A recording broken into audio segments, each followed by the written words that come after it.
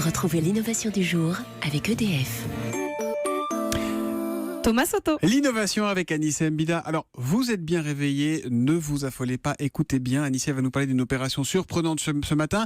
On a fait pousser une oreille sur l'avant-bras d'un patient avant de la lui greffer. Anissé. Ouais, ça paraît dégoûtant comme ça, mais vous allez voir, c'est un de ces petits miracles de la médecine qui pourrait tout changer en matière de chirurgie réparatrice. Donc, ça se passe en Chine, à l'hôpital universitaire Jiaotong de Xi'an. C'est l'histoire de Monsieur Ji, qui a la trentaine et qui a perdu son oreille lors d'un grave accident de voiture. Et comme la peau et les tissus ont été arrachés, il est impossible de lui mettre une oreille artificielle. Donc le docteur a une idée, lui faire pousser une vraie oreille au milieu de son avant-bras. Alors là, attendez, comment on fait pour faire pousser une oreille sur un bras, Anissé ? Il a découpé un morceau de cartilage de ses côtes qu'il a ensuite modelé comme une oreille avant de la placer sous la peau de l'avant-bras. Et la peau s'est distendue, elle s'est collée au cartilage et elle a pris la forme d'une oreille. Ça a duré 4 mois et là, ils viennent de la greffer avec succès sur son visage. Les images sur Europe1.fr sont impressionnantes. Mais il a retrouvé Louis, ce monsieur, ou pas ? Alors non, parce qu'il y avait plusieurs vraies grosses lésions internes. Là, c'est essentiellement de la chirurgie réparatrice. Mais on se dit que l'avant-bras est un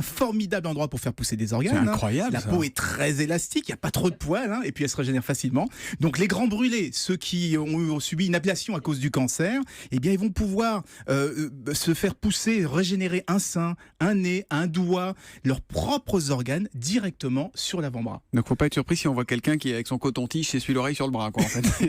Voilà, on a complètement perdu Céline Kallmann, si jamais vous êtes sur Europe1.fr. Elle essaie de parler à sa main depuis tout à l'heure. Et pourtant c'est du très très sérieux, par la main, comme on dit. Merci beaucoup, Anissé.